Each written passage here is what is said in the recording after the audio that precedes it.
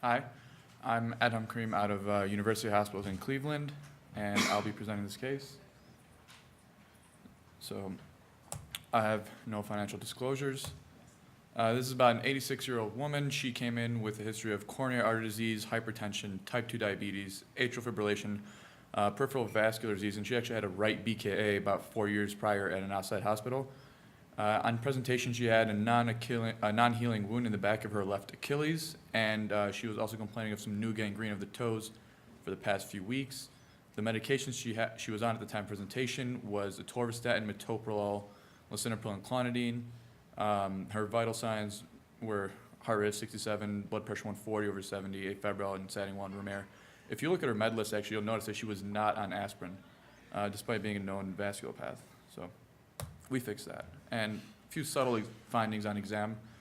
You have an Achilles wound that's clearly got some, it's clearly got some viable tissue underneath there. You can see some redness and some white underneath, but you can also see that the edges are starting to get a little bit necrosed compared to the toes, which are just clearly in much worse shape, and you know that they're going to have to go. So we came in, and this is what we found. We got access from the right side, went up and around. You have some diffuse mild disease in the iliacs and the femoral, and then when you come down into the SFA, the distal SFA, you start having some more moderate disease, and you're actually a bit occluded at the proximal popliteal and with very minimal reconstitution afterwards. So when this is your patient, you have a couple options for your game plan. You can choose to fix the inflow only, the inflow and just the AT, or the inflow and the PT, or all the above. Obviously, with the angiosome theory, you want to try and optimize wound healing and optimize circulation. So you want to just go all the way around, so you can have good inflow and outflow. So the answer would obviously be to fix both the AT and the PT along with the inflow. So first thing we did was we crossed the SFA lesion pretty easily. Did some direct injection, again, and showing what we kind of already suspected. There's basically no below the knee runoff. Moving on, so we focused on our first lesion, which was that distal SFA / popliteal occlusion. We dilated it with a 5.0 and then went on with a 6.0 drug-coated balloon, and we had a little bit of a dissection flap afterwards. So coming in, we decided to address that dissection flap with a super stent. We got it into place, and we were able to deploy that without any trouble. So now moving on to part 2, which is moving along the AT now. So we're going in, wiring along the DP, and we're actually able to get around the pedal arch. But towards the end of it, once we're going a little bit retrograde through the PT, we're having a bit of trouble moving through. Part of it, just once you get around that arch, you lose a lot of the support. So we focused first on the lesion that we had, which was the AT. We dilated it with a 2.0 and then a 2.5, and then we dilated a bit of the DP as well with a 2.0 balloon. And now just sort of talking about this with this patient, again, this is a person who has a right BK already, and so we're trying to salvage the left limb. So I think, as we talked earlier, we want to get both the inflow and the outflow. So we kind of turned our attention to the last lesion, which is the PT.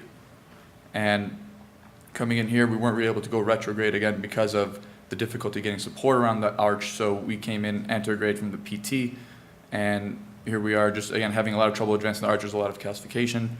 So we decided to obtain direct access to the PT and stick the wire through there and try to just have anterograde and retrograde access meeting up. So this is just, again, as I was saying, we're meeting the retrograde and anterograde access.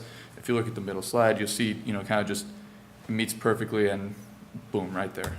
So we then went ahead to dilate that with a 2.5 and then a 3.0 balloon, that without much dissection afterwards. And here we are showing good inflow and outflow all around the arch and up in AT and PT. So we were able to get a TBI of 0.89 in this patient. And then, like we said earlier, so those toes, they had to go. She did get a TMA. This is her wound healing well at 1 month.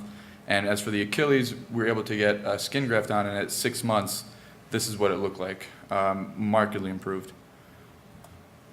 So, and at 6-month follow-up, you can see ABIs are doing well, still preserved, and so just it's a couple things to keep in mind with this patient. You know, with as far as revascularization, we wanted to just follow the angiosome to optimize her outcome, to keep good inflow and outflow. And it's always important to emphasize the multidisciplinary approach. It didn't stop just with us at the cath lab, but we had to rely heavily on our wound specialists. Thank you.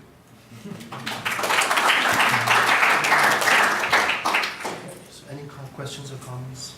So you mentioned 4 different options that you were thinking about when you thought about how to target and how to approach this. I think it's very good that you addressed the outflow, what you call the outflow of the tibial disease, because the first option was just inflow, SFA. And I think it's very important to know that if you get the inflow and you have no outflow, it will fail when you leave the room. So I think it's good that you went on to your other options rather than stop there, because it would have just led to failure. Thank you. Thank you.